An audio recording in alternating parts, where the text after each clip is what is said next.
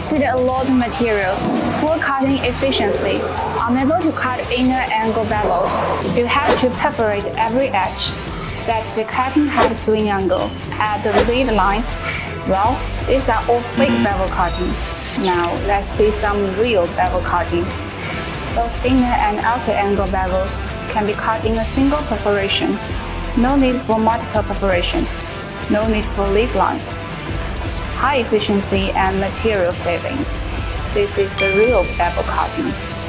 HGSTAR large format high precision laser bevel cutting equipment.